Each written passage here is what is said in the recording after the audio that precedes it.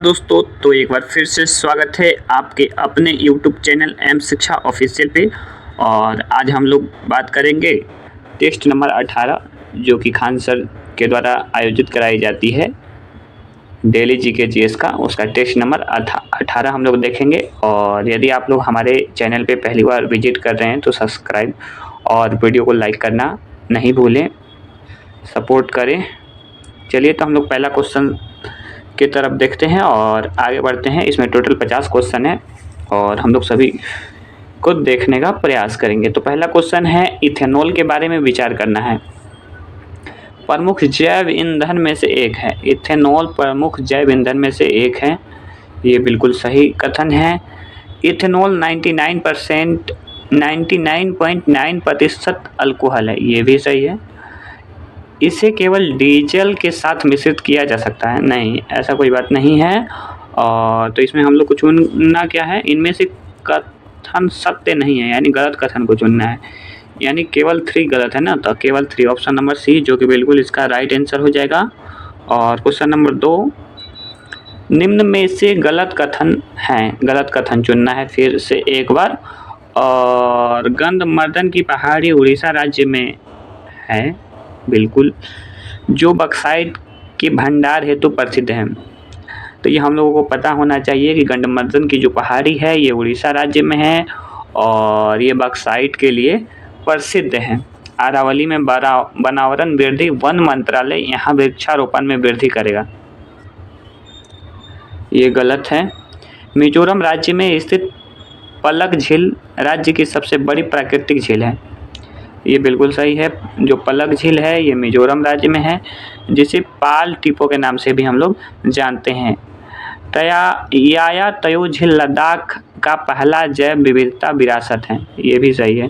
तो one liner question में हम लोग से ये भी पूछा जा सकता है, जैसे कि गंधमार्दन की पहाड़ी किस राज्य में है, तो इसका आंसर हो जाएगा उड़ीसा। और नेक्स्ट ये पूछ देगा पलक झील किस राज्य में है, तो मिजोरम में है।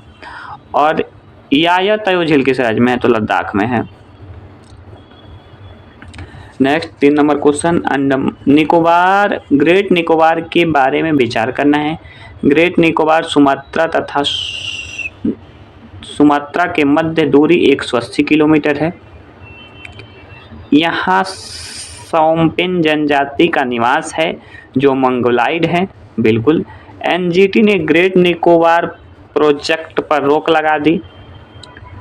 नेक्स्ट और है, इस द्वीप पर गेलाथिया नेशनल पार्क और कैंपवेल बे नेशनल पार्क है, सत्य कथन चुनना है। तो इसमें जो चारों उपयुक्त कथन दिया गया है, चारों के चारों उपयुक्त कथन बिल्कुल सही है और इसका आंसर ऑप्शन नंबर डी हो जाएगा। मियावाकी क्या है? ग्लोबल वार्मिंग को कम करने की एक विधि है, वृक्षारोपण की विधि है, विश्व में सबसे प्रदूषित नगर है, पक्षी की प्रजाति है जो सिलवास वन में मिलता है। तो इसका हम बता दें कि ये एक वृक्षारोपण की विधि है और ये जापानी विधि है, जापान में इसको विकसित किया गया था, मियावाकी। हार्मुज जल संधि पाई जाती है, तो ये जो हार्मुज जल संधि है ये फारस की खाड़ी और ओमान के खाड़ी के बीच पाई जाती है, फारस की खाड़ी और ओमान के खाड़ी के बीच पाई जाती है। क्वेश्चन नंबर 6, हम लोगों को सूची 1 को सूची 2 से मिलाना है और तो चलिए हम लोग मिलाते हैं। हीरा जो है ये कार्बन का अपरूप है और संगमरमर, पहले हम लोग बालू देखते हैं। बालू सिलिकॉन का हो जाएगा। माणिक्य एल्युमिनियम का होता है, माणिक्य एल्युमिनियम। संगमरमर एक बच रहा है, संगमरमर, तो ये हो जाएगा कैल्शियम। तो अब हम लोग ऑप्शन देख लेते हैं। एक अचार बी और डी ये दोनों में आ जा रहा है। और तो इसके बाद और देखेंगे, एक अचार 2 में आ गया, बी का 1 फिर दोनों में आ गया। और ऑप्शन नंबर 3 बालू का मतलब यानी सी का 2 यानी ऑप्शन नंबर बी जो कि इसका बिल्कुल सही आंसर हो जाएगा। क्वेश्चन नंबर 7, ध्रुव तारा स्थित है, तो ये हम लोगों को पता है, ध्रुव तारा सप्तऋषि तथा कैसोपिया तारामंडल के नज़दीक स्थित है। नेक्स्ट क्वेश्चन नंबर 8, दी गई अभिक्रिया दिया गया है और इसमें उत्सर्जित रेडियो एक्टिविटी कणों का सही क्रम चुनना है। तो इसका आंसर हो जाएगा option number B. Full gold में गोल्ड का प्रतिशत यानी झूठा सोना जो होता है FeS2 जिसको फ्यूल गोल्ड बोलते हैं, इसमें सोना का प्रतिशत बोला जाता है। यदि झूठा सोना है तो इसमें सोना का प्रतिशत कहाँ से आ जाएगा, 0% इसका हो जाएगा ऑप्शन नंबर ए, जो कि बिल्कुल सही है। अपवर्तनांक को म्यू से इंडिकेट करते हैं और तरंगदैर्घ्य को हम लोग लैम्डा से इंडिकेट करते हैं। लैम्डा से के बीच का संबंध पूछ रहा है, तो इसका जो संबंध होता है, ऐसे तो इसका आंसर ए हो जाएगा, लेकिन संबंध के बारे में यदि बात करें तो हम लोगों को पता है कोई भी प्रिज्म से गुजरता है 7 तरह से, तो VI हम लोगों को पता है VIBGYOR। तो जैसे जैसे इधर जाएगा तरंगदैर्घ्य बढ़ेगा यानी लैम्डा का मान बढ़ेगा, और जैसे जैसे इधर आएगा म्यू बढ़ेगा यानी अपवर्तनांक बढ़ेगा। तो इस प्रकार इसका आंसर दोनों एक दूसरे का उल्टा है, तो यहाँ दिखा रहा है ऑप्शन नंबर ए, जो कि बिल्कुल सही है। क्वेश्चन नंबर 11, ग्वाला दूध के बर्तन में केले का पत्ता डालता है क्योंकि, यानी ग्वाला है, हम लोग देखे हैं गांव में भी जैसे दूध कोई ले जाता है तो दूध में केला का पत्ता, जोन्हरी का पत्ता कुछ भी डाल देता है, तो क्यों डालता है, इससे क्या होता है? दूध को ताज़ा बनाए रखने के लिए। ऑप्शन नंबर बी, दूध को अम्लीय खमीर प्रतिरोधी बनाता है। ऑप्शन नंबर सी, दूध को क्षारीय और खमीर प्रतिरोधी बनाता है। बिल्कुल, जो इसका ऑप्शन नंबर सी है, जो कि बिल्कुल सही हो जाएगा। नेक्स्ट क्वेश्चन 12 नंबर, एक पदार्थ X लाल लिटमस पत्र को नीला कर देता है और यह मिथाइल ऑरेंज को बदलकर कर देगा। तो ये मिथाइल ऑरेंज को बदलकर पीला कर देगा। कैसा कर देगा? पीला कर देगा। क्वेश्चन नंबर 13, एक विद्युत परिपथ में 10 ओम और 20 ओम के प्रतिरोध वाले 2 लैंप समांतर क्रम में संयोजित है और इसमें 20 वोल्ट की बैटरी प्रयुक्त की गई है। यदि शक्ति, वोल्टेज, धारा और प्रतिरोध को क्रमशः PV, I और R द्वारा निरूपित किया जाता है तो निम्न में से कौन सा संबंध सत्य है? तो इसका आंसर ऑप्शन नंबर बी, जो कि बिल्कुल सही हो जाएगा, और ये संबंध जो कि बिल्कुल सही है। क्वेश्चन नंबर 14, ध्वनि तरंग एक विक्षोभ है जो माध्यम में मौजूद आसपास के कणों को गतिमान करके संचारित होती हैं। उन्हें किस तरंग श्रेणी में वर्गीकृत किया जाता है? तो इसका हो जाएगा ऑप्शन नंबर ए, यांत्रिक तरंग श्रेणी। एक डायोप्टर बराबर कितना होता है? तो एक डायोप्टर बराबर 1 पर मीटर होता है, जो कि ऑप्शन नंबर डी में है, बिल्कुल सही। टार्ट्रिक अम्ल डैश का एक घटक है, बेकिंग पाउडर का एक घटक है। टार्ट्रिक अम्ल किसका है? बेकिंग पाउडर का एक घटक है। क्वेश्चन नंबर 17, यह पाया गया कि किसी कांच के प्रिज्म द्वारा श्वेत प्रकाश के कर वर्ण विक्षेपण के दौरान कोई रंग घटक जितना अधिक मुड़ता है, उस रंग घटक के लिए कांच का अपवर्तनांक उतना ही अधिक होता है। μR, μV और μY क्रमशः लाल, बैगनी और पीले प्रकाश के लिए अपवर्तनांक, तो उनके बीच के संबंध, अच्छा अपवर्तनांक के क्रम से सजाना है। तो हम लोग को पता है, अभी मैंने निष्कर्ष किया था कि इधर से VIBGOR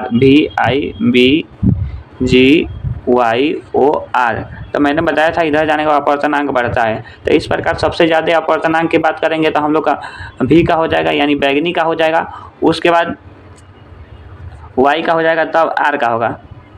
तो इस प्रकार हम लोग ऑप्शन खोज लेंगे। तो ऑप्शन सबसे पहले भी देखेंगे, म्यू भी किस में है, म्यू भी किस में है, तो म्यू भी mu Y mu R, option number C, जो कि बिल्कुल सही हो जाएगा।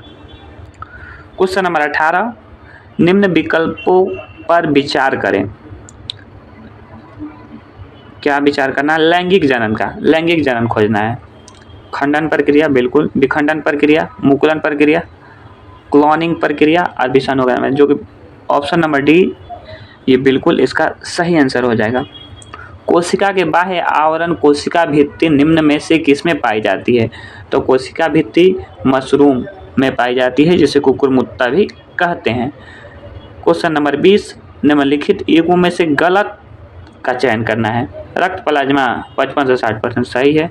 रक्त कणिका 40 से 45, 40 से 45 हो जाएगा, 40 से 45। प्रोटीन 7 से 8%, ठीक है। गलत चुनना है पानी 70 से 75, नहीं ये 90 से 92, 90 से 92%। बंद परिसंचरण तंत्र होता है, तो बंद परिसंचरण तंत्र टैडपोल व मछली में होता है। क्वेश्चन नंबर 22, जब प्रोटीन निर्माण के दौरान एमिनो अम्ल व वसा दोनों शामिल होते हैं तो इस प्रकार का प्रोटीन होगा lipo acid, lipoprotein, lipoprotein. Question number 23, अच्छा इसको ध्यान पूर्वक अध्ययन करना है।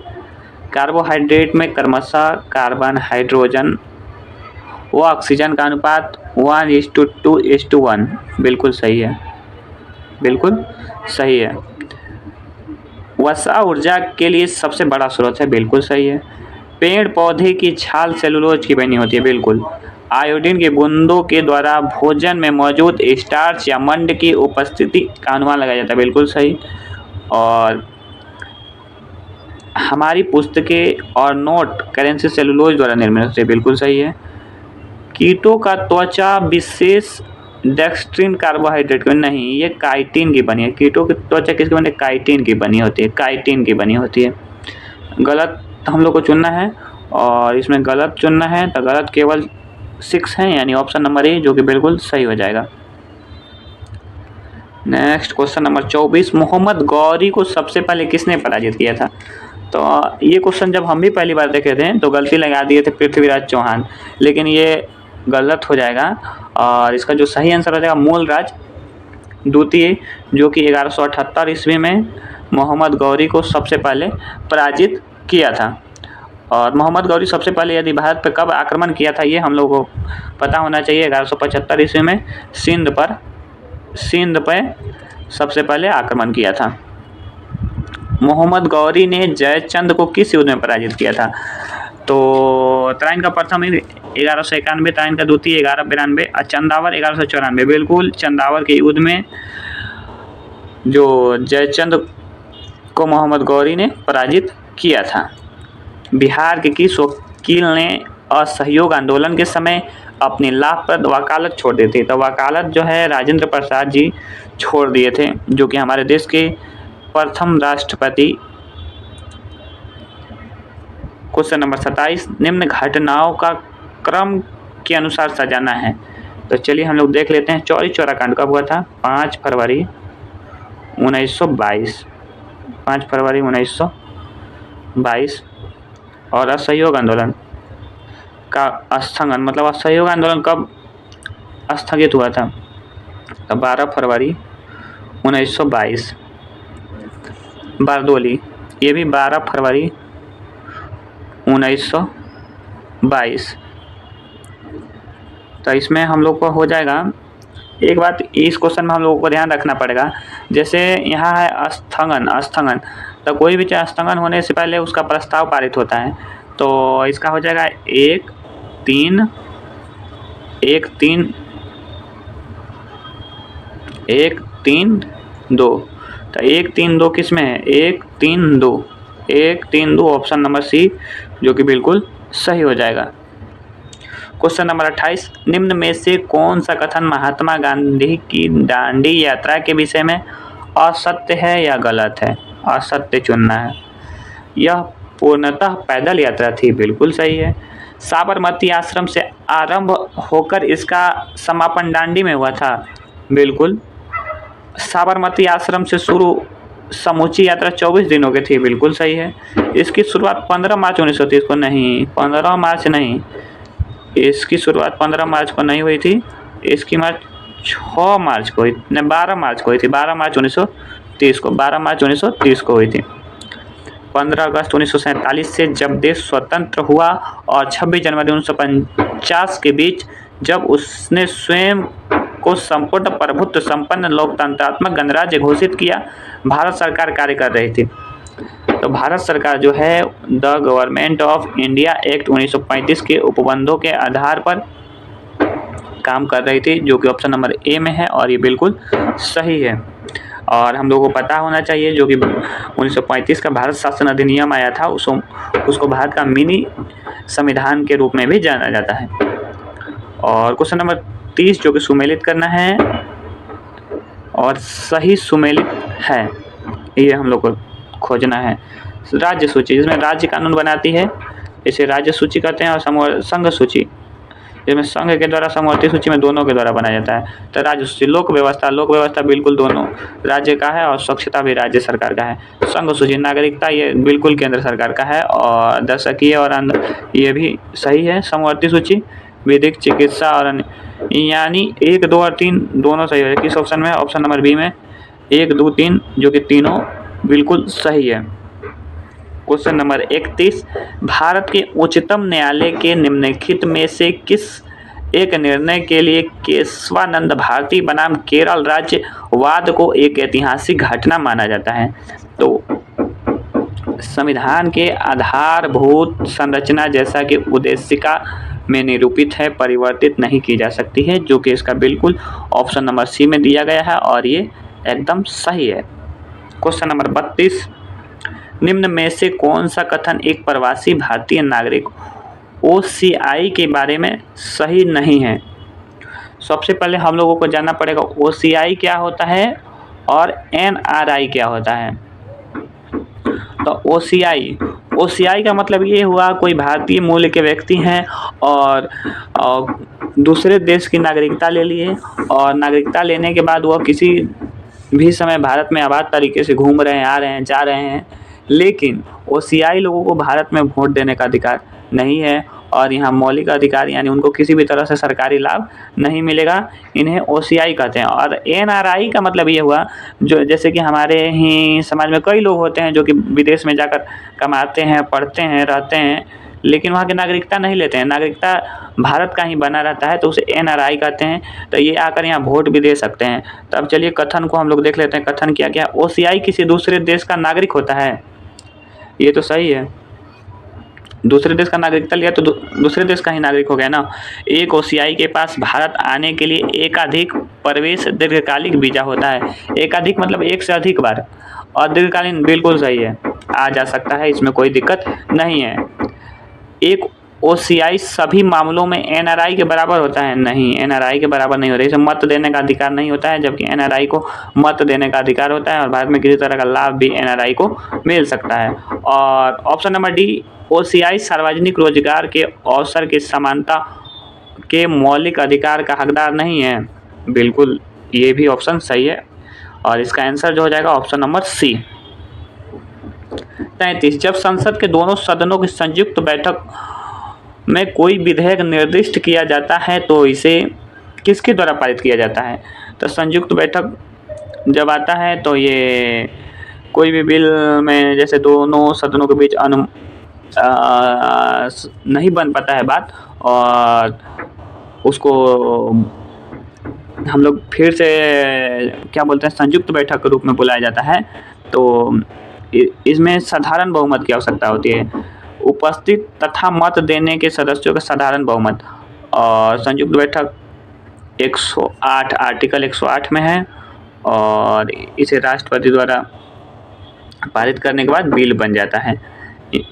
राज्यपाल राज्य में राष्ट्रपति शासन लगाने का सिफारिश कर सकता है। कब कर सकता है? यदि उसे इस बात का समाधान हो जाता है कि उस राज्य का शासन भारत के संविधान के उपबंधों के अनुसार नहीं चलाया जा रहा है, यानी हमारे संविधान के अनुसार राज्य नहीं चल रहा है, संविधान का हनन हो रहा है, तो राज्यपाल किसी भी राज्य में राष्ट्रपति शासन की घोषणा कर सकता है। क्वेश्चन नंबर 35, निम्न में से कौन राज्य सरकार का कानूनी सलाहकार होता है? राज्य सरकार का कानूनी सलाहकार महाधिवक्ता आर्टिकल 165 में है, और महान्यायवादी ये संघ सरकार के होते हैं, और ये आर्टिकल 76 में है। आर्टिकल 76 में है,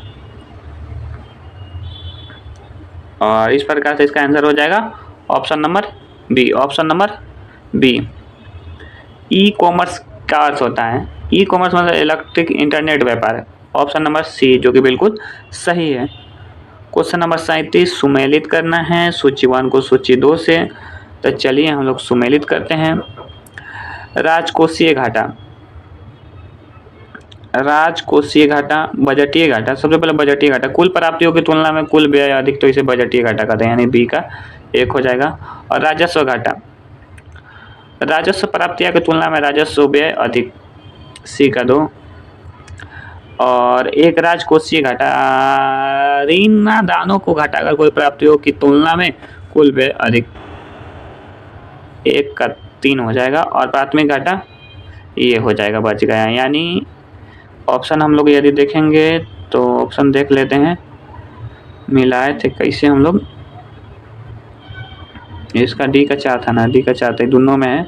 और राजस्व घाटा, राजस्व प्राप्तियाँ, यानी सी का 2, सी का 2 मिलाए थे, तो सी का 2 यहाँ है राजकोषीय। और ए का 3, ए का 3, यानी ऑप्शन नंबर जो है इसका सी ए है, बिल्कुल सही हो जाएगा। क्वेश्चन नंबर 38, भारत में मुद्रास्फीति को मापा जाता है, तो मुद्रास्फीति को थोक मूल्य सूचकांक पे मापा जाता है, ऑप्शन नंबर ए, जो कि बिल्कुल सही है। 39, प्रधानमंत्री मुद्रा योजना का लक्ष्य क्या है? लघु उद्यमियों को औपचारिक वित्तीय प्रणाली में लाना, ऑप्शन नंबर ए, जो कि बिल्कुल सही है। भारतीय पंचवर्षीय योजना का प्रमुख उद्देश्य क्या था? धन या आय का समान वितरण, स्वावलंबन एवं विदेशी सहायता पर निर्भरता कम करना, बिल्कुल सही, ऑप्शन नंबर बी, जो कि बिल्कुल सही हो जाएगा। कृत्रिम बुद्धिमत्ता आधारित नया मॉडल क्यों किसने विकसित किया था? OpenAI. 24वां हॉर्नबिल फेस्टिवल नागालैंड। केंद्रीय मंत्री नितिन गडकरी लग्जरी जहाज क्लासिक इंपीरियल का शुभारंभ कहाँ किया? केरल। द हम्प द्वितीय विश्व युद्ध संग्रहालय का उद्घाटन कहाँ किया गया था? अरुणाचल प्रदेश में। कहाँ? अरुणाचल प्रदेश में। भौगोलिक सूचना प्रणाली एप्लीकेशन ग्राम मानचित्र यानी विलेज मैप पंचायती राज मंत्रालय। विश्व की सबसे बड़े प्रायोगिक परमाणु फ्यूजन रिएक्टर JT-60SA का आवरण कहाँ हुआ? जापान में। कहाँ? जापान। मंगल ग्रह पर मार्स रोवर मिशन की कमान संभालने वाली पहली भारतीय महिला, ऑप्शन नंबर डी, डॉक्टर अक्षता कृष्णामूर्ति। चीन के बेल्ट एंड रोड इनिशिएटिव से अलग होने की घोषणा किस देश ने की? Italy, option number C. चर्चा में रहे हनुका त्यौहार का संबंध है यहूदियों से। संयुक्त राष्ट्र सुरक्षा परिषद के गाजा के युद्ध विराम प्रस्ताव किसने वीटो किया? USA, ऑप्शन नंबर ए, जो कि बिल्कुल सही है। और यहाँ हम लोग का 50 क्वेश्चन टेस्ट नंबर 18 का समाप्त होता है और हम लोग मिलते हैं नेक्स्ट वीडियो में। तब तक के लिए धन्यवाद और प्लीज़ सपोर्ट कीजिए। मिलते हैं नेक्स्ट वीडियो में। Thank you.